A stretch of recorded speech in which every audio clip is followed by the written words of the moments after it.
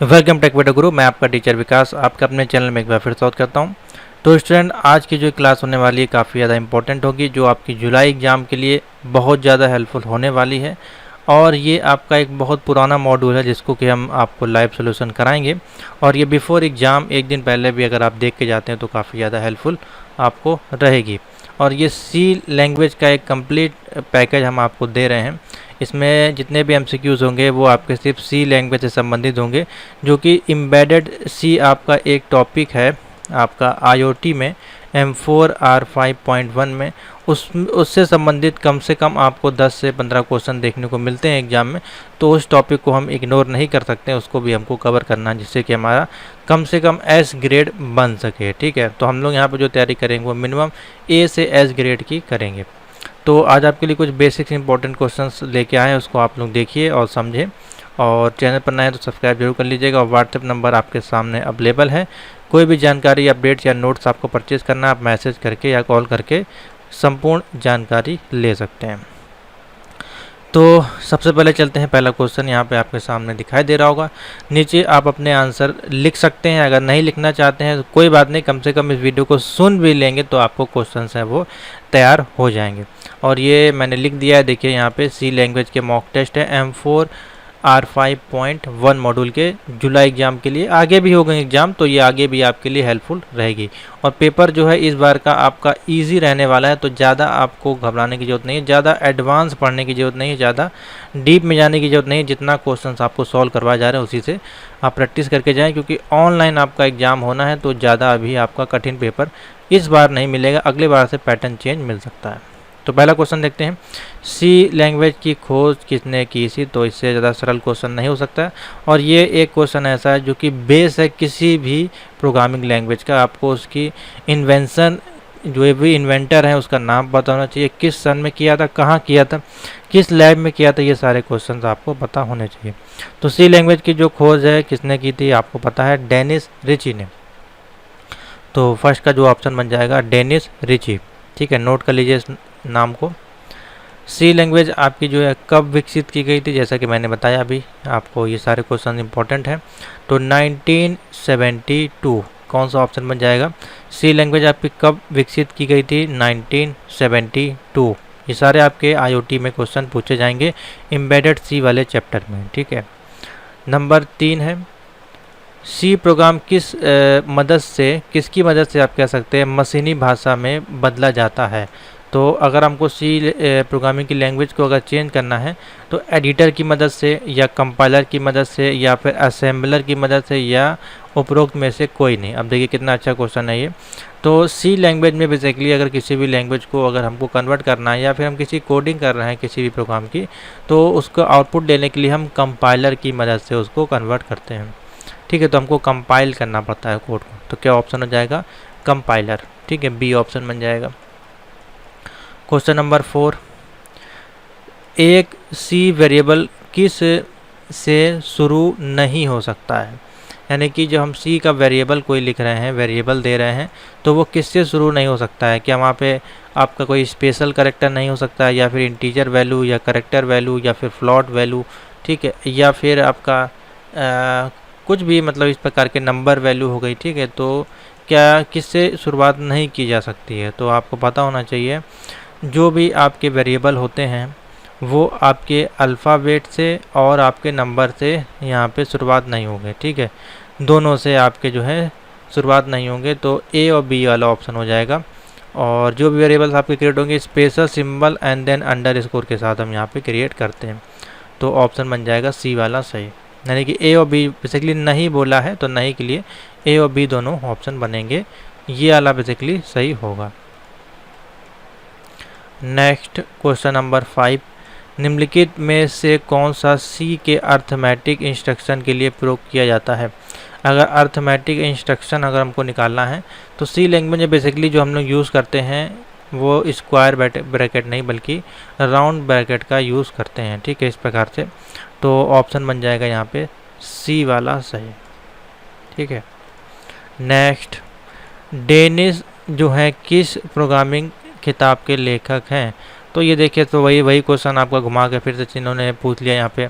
तो अब देखिए यहाँ पे लिखा गया C programming and technique thinking in C programming language. अब देखिए यहाँ पे किस प्रकार से क्वेश्चन को घुमाया गया है।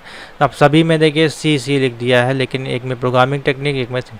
तो दी सी प्रोग्रामिंग लैंग्वेज होगा ऑप्शन आपका, यानी कि सी प्रोग्रामिंग लैंग्वेज के हैं, ना कि थिंकिंग इन सी और ना ही सी प्रोग्रामिंग एंड टेक्निक। ये सारे ऑप्शन रॉन्ग हो गए, ऑप्शन बनेगा ये वाला। ठीक है, ये सारे बाकी वो आपके बुक के नाम हैं, ये आपके बुक के नाम हैं और ये प्रोग्रामिंग लैंग्वेज है। नंबर 7 पे आ जाइए। निम्नलिखित में से फॉर लूप कितनी बार चला सकते हैं? तो इससे तो सिंपल क्वेश्चन हो ही सकता है। आपको पता है फॉर लूप जो होता है वो इनफाइनाइट टाइम आपका रन करता है, तो अनंत बार, यानी कि इनफाइनाइट टाइम। तो ऑप्शन बन जाएगा बी वाला। डैनिश ऋषि का जन्म आपका कहाँ हुआ था? चलिए ये भी बता देते हैं। डैनिश ऋषि का जन्म जो हुआ था brown x valley, New York, USA में हुआ था। तो ऑप्शन बन जाएगा बी वाला सही। नोट कर लीजिए, इंपॉर्टेंट है, जी के जीएस का क्वेश्चन आप कह सकते हैं इसको। क्वेश्चन नंबर 9 है, निम्नलिखित में से कौन सा ऑपरेटिंग सिस्टम डैनिश ऋषि द्वारा बनाया गया था? तो डैनिश ऋषि द्वारा आपका जो ऑपरेटिंग सिस्टम बनाया गया था उसको बोलते हैं यूनिक्स। क्या बोलते हैं? यूनिक्स। ठीक है, तो हमने देखिए आंसर इसी में दे दिया है, तो यूनिक्स इसका जो है राइट आंसर हो जाएगा। क्वेश्चन नंबर 10 है, स्ट्रिंग आपका क्या होता है? स्ट्रिंग आपका बेसिकली होता है, कैरेक्टर्स होते हैं उनका समूह होता है। ठीक है, कैरेक्टर्स का जो समूह होता है आपका वही स्ट्रिंग कहलाता है। तो ऑप्शन बन जाएगा ए।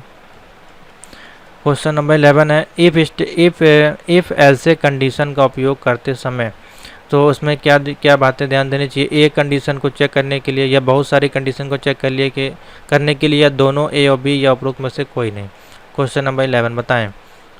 इफ़ ऐसे कंडीशन का उपयोग करते हैं एक कंडीशन को चेक करने के लिए। ठीक है, तो ऑप्शन बन जाएगा ये वाला सही। क्वेश्चन नंबर 12 बताइए।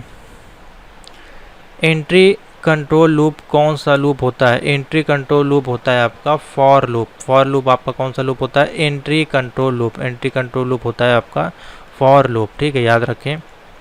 नेक्स्ट क्वेश्चन नंबर 13 है, इनिशियल वैल्यू ऑब्लिक, यहाँ पे दिया है टेस्ट कंडीशन और इंक्रीमेंट डिक्रीमेंट किस लूप का सिंटैक्स है? तो आपका देखिए लूप में सबसे पहले क्या होता है? इनिशियल वैल्यू, फिर टेस्ट कंडीशन, फिर इंक्रीमेंट डिक्रीमेंट होता है आपका, यानी कि प्लस प्लस माइनस माइनस, इस प्रकार से। तो इसमें जो ऑप्शन बनेगा वो बन जाएगा आपका फॉर लूप का एग्जांपल है। फॉर लूप में पहले आपका कोई वैल्यू इनिशियलाइज करते हैं, फिर टेस्ट कंडीशन, फिर इंक्रीमेंट और डिक्रीमेंट होता है। तो ऑप्शन बन जाएगा A for loop. Question number 14 है, निम्नलिखित में से कौन सा स्विच केस को चेक नहीं कर सकता है? स्विच केस आपका जो है चेक नहीं कर सकता है। स्विच केस जो होता है आपका कैरेक्टर, इंटीजर, इनम और फ्लोट वैल्यू को जो है वो चेक नहीं कर सकता है। तो ऑप्शन बन जाएगा, जैसे कि इस प्रकार की वैल्यू है, तो ऑप्शन बन जाएगा डी फ्लोट। नोट कर लें, अच्छा क्वेश्चन है। क्वेश्चन नंबर 15 है, किसी भी कंडीशन को देखने के लिए किस स्टेटमेंट का प्रयोग किया जाता है? तो किसी भी कंडीशन को बेसिकली देखने के लिए हम इफ़ कंडीशन का प्रयोग करते हैं। बाकी देखिए ब्रेक, कंटिन्यू है, ये सारे आपकी कंडीशन को रोकने के लिए करते हैं। ठीक है, यानी कि स्टॉप करने के, लेकिन यहाँ पे देखने के लिए बोला है तो यहाँ पे इफ़ कंडीशन का उपयोग किया जाएगा। निम्नलिखित में से कौन सा लूपिंग स्टेटमेंट नहीं है? इसमें से कौन सा लूपिंग स्टेटमेंट नहीं है? तो बहुत ही सिंपल सा है, स्विच आपका जो है स्टेटमेंट लूपिंग में नहीं आता है। ठीक है, ये आपका लूप कंट्रोल प्रोटोकॉल आप कह सकते हैं, ऐसे किसी भी केस को स्टॉप करने के लिए। तो for loop, while loop, do loop आपके जो हैं, डू वाइल आपके जो हैं वो लूपिंग के स्टेटमेंट हैं। Next question number 17, for loop आपका क्या होता है? तो फॉर लूप को आपका होता है entry control loop. For loop आपका क्या होता है? Entry control loop. For loop होता है entry control loop. Question number 18 है, निम्नलिखित में से एरे के सबसे छोटे एलिमेंट को क्या कहते हैं? आपका एरे का सबसे छोटा एलिमेंट होता है लोअर बाउंड। ठीक है, लोअर बाउंड। एरे का सबसे छोटा एलिमेंट क्या होता है आपका? Lower bound. ए ऑप्शन बन जाएगा। क्वेश्चन नंबर है 19। क्वेश्चन नंबर 19 ने बोला एरे कितने प्रकार के होते हैं? तो एरे आपके होते हैं 3 प्रकार के। तो ऑप्शन कौन सा बन जाएगा? आंसर हो जाएगा 3। एरे आपके 3 प्रकार के होते हैं। बेसिकली सी लैंग्वेज की भाषा में हम यहाँ पे बता रहे हैं आपका, अदर किसी प्रोग्रामिंग लैंग्वेज में अलग हो सकते हैं।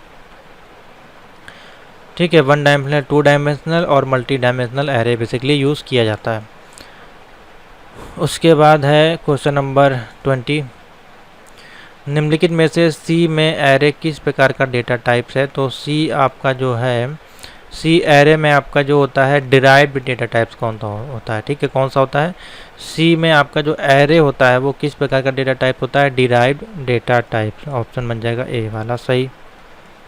21 है, निम्नलिखित में से सी में अगर कैरेक्टर शब्द आपका दिया हुआ है INDEA और स्टोर करवाना है तो क्या सिंटैक्स सही होगा। INDE हमको अगर स्टोर कराना है तो इसमें से कौन सा कैरेक्टर सही होगा। तो देखिए किस प्रकार से बेसिकली इसको लिखा जाएगा, ये यहाँ पे पूछा जा रहा है। तो पहले में ऑप्शन में लिखा हुआ है कैरेक्टर नेम और 6 है यहाँ आपके INDEA और ये प्रिंट कर देगा नेक्स्ट लाइन में, ठीक है, ये हूबहू प्रिंट कर देगा। और इसमें आपके 1 2 3 4 5 ही हैं, ठीक है, और इसमें आपका कैरेक्टर में कोई इंडेक्स वैल्यू नहीं दी गई है, तो कौन सा ऑप्शन सही होगा बेसिकली। तो देखिए सिंपल सा अगर हम देखें आपका जो है इसमें ऑप्शन बनेगा सी में कैरेक्टर शब्द INDEA 5 अक्षर हैं यहाँ पे, ठीक है, तो 5 अक्षर हैं, तो ये वाला ऑप्शन जो है सही होगा ए वाला। और ये 0 इसलिए लगा है यहाँ पे, इसको नेक्स्ट लाइन में बेसिकली एक ही देखिए इंडेक्स यहाँ से 0 से स्टार्ट होता है, 6 वैल्यू है, तो 6 के पहले की जितनी वैल्यू 5 ही तो हैं आपकी, ठीक है, तो 6 कैरेक्टर स्टोर कर रहे हैं और वैल्यू यहाँ पे 5 दी है, तो यहाँ पे हमने क्या कर दिया 0 दे दिया, नल वैल्यू हो गई, ठीक है। तो उसके बाद चूँकि वैल्यू यहाँ पे 6 है, अगर यहाँ पे वैल्यू 5 है, अगर 6 होती तो यहाँ पे 0 की ज़रूरत नहीं पड़ती, ठीक है। हमने कैरेक्टर जो है इसमें 6 स्टोर कर रहे हैं, वैल्यू यहाँ पे 5 दे रहे हैं, जिस कारण से ये वाला जो है प्रिंट होके आ जाएगा और लास्ट नल में 0 इसको नल कर दिया। उसके बाद है 22, पॉइंटर एक विशेष प्रकार का वेरिएबल है जिसका उपयोग वेरिएबल का स्टोर करने के लिए किया जाता है। तो पॉइंटर बेसिकली आपके क्या स्टोर करते हैं, एड्रेस, ठीक है, एड्रेसेस। तो एड्रेसेस स्टोर करने के लिए पॉइंटर वेरिएबल का इस्तेमाल किया जाता है।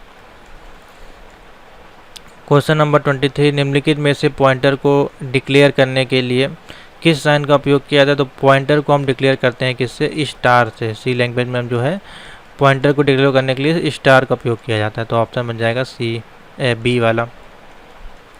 क्वेश्चन नंबर है 24, एक पॉइंटर है एक पॉइंटर आपका क्या होता है, एक पॉइंटर आपका जो है वेरिएबल है जो दूसरे वेरिएबल के एड्रेस को स्टोर करता है।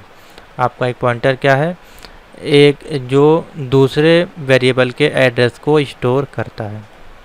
क्वेश्चन नंबर 25, निम्नलिखित में से एंड कौन सा ऑपरेटर होता है। एंड ऑपरेटर आपका किस उस कंडीशनल ऑपरेटर में आता है। तो एंड आपका है वो एड्रेसेस में आता है, कौन सा, एड्रेस ऑपरेटर, बी ऑप्शन बनेगा। एंड आपका जो है एंड और ये सारे फंक्शन होते हैं आपके एड्रेस ऑपरेटर में आते हैं। तो चलिए स्टूडेंट आगे चलते हैं। सी लैंग्वेज में आपका सी में साइज ऑफ ऑपरेटर होता है, वो क्या होता है। साइज ऑफ आपका क्या होता है, बेसिकली ऑपरेटर होता है, वेरिएबल होता है, फंक्शन होता है, या फिर इनमें से कोई नहीं। तो जैसे कि मैंने आपको शुरुआती में बता दिया, साइज ऑफ आपका क्या होता है, एक ऑपरेटर होता है। क्या होता है, ऑपरेटर। तो ऑप्शन बन जाएगा ए वाला, ऑपरेटर, ठीक है, ना कि वेरिएबल, ना कि फंक्शन। और क्वेश्चन नंबर है 27, एक एल्गोरिथम का ग्राफिकल और डायाग्राम के रूप में प्रस्तुतिकरण कहलाता है। बहुत ही सिंपल है, आपका कोई फ्लो चार्ट वगैरह ऐसे डायग्राम होता है, एल्गोरिथम होता है, इनपुट आउटपुट प्रोसेसिंग वाला, उस डायग्राम का जो प्रस्तुतिकरण होता है, ठीक है, उसको बेसिकली हम लोग क्या बोलते हैं, ER डायग्राम, फ्लो चार्ट, ये दोनों या इनमें से कोई नहीं। तो देखिए ER डायग्राम जो हम लोग यूज़ करते हैं वो अलग तरह का एक फॉर्मेट है, जो कि बेसिकली हम लोग कंप्यूटर सिस्टम आर्किटेक्चर में यूज़ करते हैं, ठीक है। लेकिन सी लैंग्वेज की अगर बात करें तो इसमें हमारा फ्लो चार्ट उसको बोलते हैं। तो हमारा ऑप्शन हो जाएगा ग्राफिकली रिप्रेजेंटेशन, हमारा क्या होता है, फ्लो चार्ट। तो ऑप्शन हो जाएगा 27 का बी। क्वेश्चन नंबर है 28, सी प्रोग्रामिंग लैंग्वेज है। सी प्रोग्रामिंग लैंग्वेज आपकी क्या है, बहुत ही अच्छा क्वेश्चन है। तो सी प्रोग्रामिंग लैंग्वेज आपकी क्या है, प्रोसीजर लैंग्वेज है, या फिर ऑब्जेक्टिव ओरिएंटेड है, या फिर इनमें से कोई नहीं। अच्छा क्वेश्चन है, बताएं। सी प्रोग्रामिंग लैंग्वेज जो आपकी होती है वो होती है आपकी प्रोसीजर लैंग्वेज। ठीक है, कौन सी लैंग्वेज? Procedure language. ऑप्शन बन जाएगा ए वाला सही। अब इसी में आता है हाई लेवल लैंग्वेज, वो अलग एक चीज़ें हैं, ये आपका सिस्टमेटिक जो है मेथड वो पूछा जा रहा है। ठीक है, तो ऑप्शन बनाएंगे ए वाला। क्वेश्चन नंबर 29, उसे क्या कहा जाता है जिसमें किसी प्रॉब्लम को हल करने के लिए इंस्ट्रक्शन को स्टेप बाय स्टेप लिखा जाता है? तो ये देखिए, और वही सेम क्वेश्चन है आपका। तो अभी देखिए, कोई भी इंस्ट्रक्शन है स्टेप बाय स्टेप, जैसे कि मैंने आपको बताया, तो ये सारा प्रोसीजर किस में आता है? आपका एल्गोरिथम में। ठीक है, तो ऑप्शन बन जाएगा स्टेप बाय स्टेप लिखने की प्रक्रिया को हम क्या बोलते हैं? एल्गोरिथम। और इसी आपका जो जैसे कि अभी ऊपर आपका ये क्वेश्चन आया था, मैं आपको फिर से दिखा देता हूँ। यहाँ पे जो पूछा गया था आपका ग्राफिकली रिप्रेजेंटेशन आपका फ्लो चार्ट कहलाता है। ठीक है, और आपका इंट्रोडक्शन बाय स्टेप प्रोसीजर होता है, उसको बोलते हैं एल्गोरिथम। ठीक है, तो ऑप्शन बन जाएगा ए। निम्न में से किस ऑपरेटर का प्रयोग ऑपरेंड की वैल्यू को कंपेयर करने के लिए किया जाता है? तो चार ऑप्शन है यहाँ पे। लॉजिकल ऑपरेटर है, रिलेशनल ऑपरेटर है, अर्थमेटिक ऑपरेटर है और बिटवाइज ऑपरेटर है। तो क्वेश्चन नंबर 30 है, बताएं इसमें क्या ऑप्शन बनेगा? तो बहुत अच्छा क्वेश्चन है। निम्न में से किस ऑपरेटर का प्रयोग ऑपरेंड की वैल्यू को कंपेयर करने के लिए किया जाता है? तो इसमें जो ऑप्शन बन जाएगा logical operator, relational operator, arithmetic operator. तो देखिए, अब यहाँ से समझे ऑपरेंड की, ऑपरेंड आपका किस में आता है? ऑपरेंड आता है आपका रिलेशनल ऑपरेटर में। ठीक है, अर्थमेटिक में आपका आता है addition, subtraction, multiplication, division, modulus. तो यहाँ से भी आपको पता होने चाहिए कि लॉजिकल ऑपरेटर क्या होते हैं, रिलेशनल ऑपरेटर क्या होते हैं। ठीक है, बिटवाइज ऑपरेटर क्या होते हैं? तो बिटवाइज में आपका एंड और नॉट, ये सारी चीज़ें आपके नॉर, ठीक है, और नॉट, ये सारी चीज़ें आती हैं। तो जब आपको ये चीज़ें पता होंगी तो इसके ऑप्शन लगाने में आपको दिक्कत नहीं आएगी। तो ऑपरेंड में आ जाएगा रिलेशनल ऑपरेटर। ठीक है, क्वेश्चन नंबर 31 पूछा जा रहा है ऑपरेटर एंड का प्रयोग किस में किया जाता है? तो बहुत ही सिंपल सा क्वेश्चन। ऑपरेटर एंड का प्रयोग बिट वाइज एंड में किया जाता है। किस में? बिट वाइज एंड में, क्योंकि ये सिंबल आपका एंड का है, तो बिट वाइज और में तो आप लगाएंगे नहीं, तो ऑप्शन बन जाएगा ए वाला सही। और अगर इसमें देखा जाए ऊपर वाले ऑप्शन में से कौन सा आएगा, तो इसमें आपका बिट वाइज ऑपरेटर में ये आएगा। ठीक है, बिट वाइज एंड तो है ही, लेकिन ये ऑपरेटर कौन सा है? Bit wise and. Character variable का साइज कितना होता है? करेक्टर वेरिएबल का साइज कितना होता है? 1 बाइट। भाई कोई करेक्टर है तो उसमें आप पहले 1 ही बाइट तो लेंगे, उसके बाद आगे बढ़ेगा जितने बाइट हैं। तो कोई भी एक करेक्टर है, उसका यहाँ पे तो दिया नहीं कितने करेक्टर हैं। करेक्टर या करेक्टर वेरिएबल का साइज कितना होता है? 1 बाइट। ठीक है, नेक्स्ट है 33 नंबर पे आ जाइए। अनसाइन इंटीजर की अधिकतम वैल्यू कितनी होती है? अनसाइन इंटीजर, एक आपका साइन इंटीजर होता है, एक अनसाइन इंटीजर होता है। तो आपके अनसाइन इंटीजर की जो वैल्यू होती है वो होती है 65535। ठीक है, तो ऑप्शन कौन सा हो जाएगा? सी वाला सही हो जाएगा। 65, क्योंकि प्लस में होती है आपकी, नेगेटिव में नहीं होती है। ठीक है, इसलिए ऑप्शन ये वाला बनेगा। देखिए यहाँ पे नेगेटिव दिया है तो ये वाला ऑप्शन में टिक करिएगा। 65535 होती है अनसाइन इंटीजर की। ठीक, नेक्स्ट क्वेश्चन है ब्रेक स्टेटमेंट का प्रयोग किया जाता है। तो ब्रेक स्टेटमेंट का उपयोग हम लोग कहाँ करते हैं? करंट पोजीशन जो भी आपकी होती है, करंट इरिटेशन को क्वाइट करने के लिए, करंट इरिटेशन को क्वाइट करने के लिए। ऑप्शन बन जाएगा फोर्थ का डी, यानी कि ब्रेक का स्टेटमेंट का प्रयोग किया जाता है करंट पोजीशन को इरिटेट करने के लिए। ऑप्शन बन जाएगा डी, यानी कि इसको स्टॉप करने के लिए।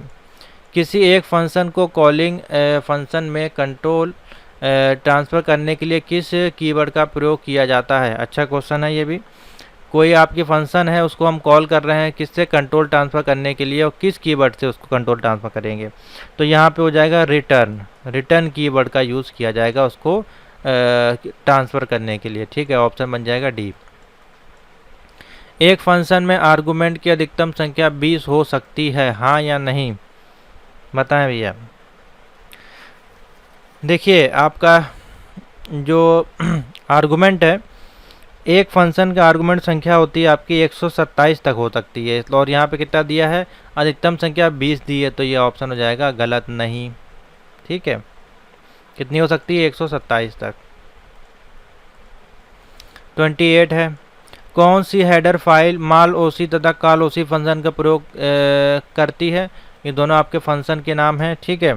तो std ये फंक्शन है, तो फंक्शन में आपको हम फंक्शन की लाइब्रेरी क्या होती है, std lib, तो ऑप्शन बन जाएगा सी वाला सही, std लाइब्रेरी, lib का मतलब है लाइब्रेरी डॉट h, ठीक है। इन दोनों फंक्शन को चलाने के लिए हमको std lib फंक्शन का उपयोग करना पड़ता है हेडर फाइल में। क्वेश्चन नंबर 39 पे आ जाइए। निम्नलिखित में से कौन सा लॉजिकल ऑपरेटर नहीं है पूछ रहा है, ठीक है। तो ये आपका लॉजिकल है, ये भी लॉजिकल है, ये भी, ये आपका बिट वाइज एंड है, ठीक है। तो ऑप्शन हो जाएगा ए वाला फॉल्स।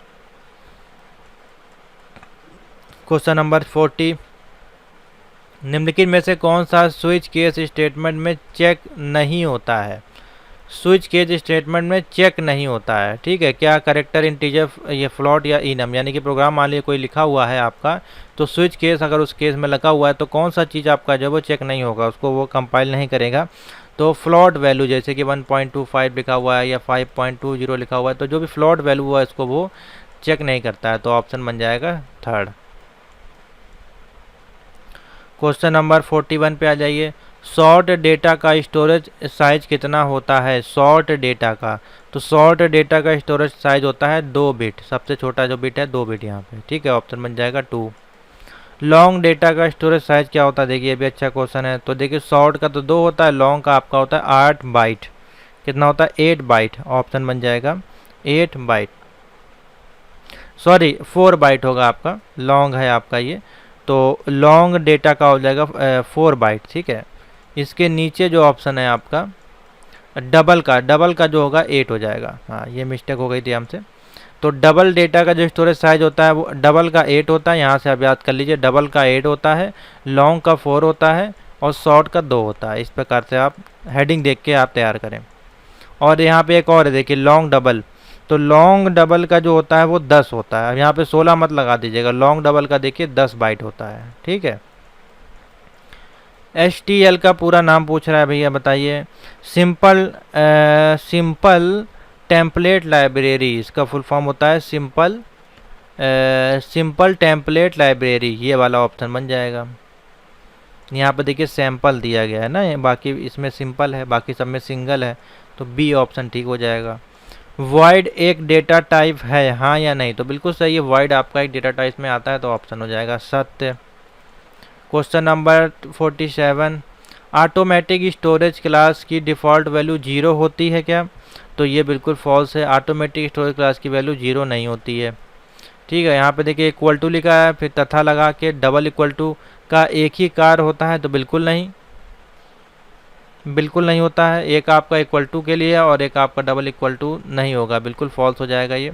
निम्नलिखित में से प्रोग्राम का आउटपुट क्या है? इंटीजर y बराबर 30 दिया है, ठीक है। उसके बाद मेन इंटीजर y बराबर 15 दे दिया यहाँ पे, ठीक है।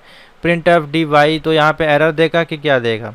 तो देखिए यहाँ पे 15 आएगा, क्योंकि जब आपकी ग्लोबल वेरिएबल का लोकल वेरिएबल के माध्यम से कॉन्फ्लिक्ट होता है तो यहाँ पे लोकल वेरिएबल की प्राथमिकता दी जाती है, ठीक है। क्योंकि दोनों देखिए वैल्यू है, y बराबर 15 भी दिया जा रहा है, y बराबर ऊपर हमारा 30 भी दिया जा रहा है, ठीक है। तो लोकल और ग्लोबल वेरिएबल यहाँ पर चलेगा, तो 15 इसमें आपका ऑप्शन आ जाएगा, ठीक है।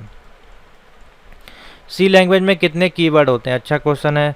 सी लैंग्वेज में आपके 32 कीवर्ड होते हैं। कितने होते हैं? 32, तो ए ऑप्शन टिक कर लीजिए। सी लैंग्वेज में 32 कीवर्ड होते हैं।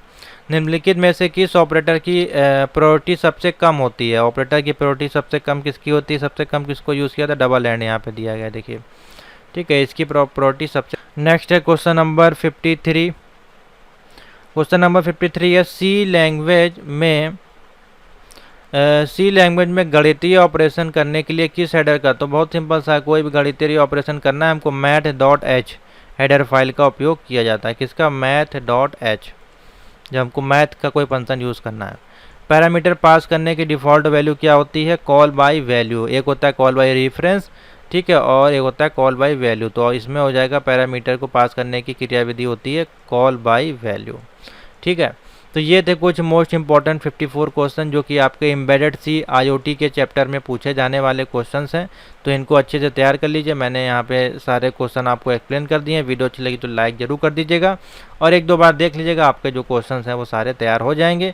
इसके बाद भी अगर आपको क्वेश्चन चाहिए तो आप पेड कोर्स ज्वाइन करके भी इनके MCQ आप पढ़ सकते हैं। ठीक है, तो थैंक यू फॉर वॉचिंग।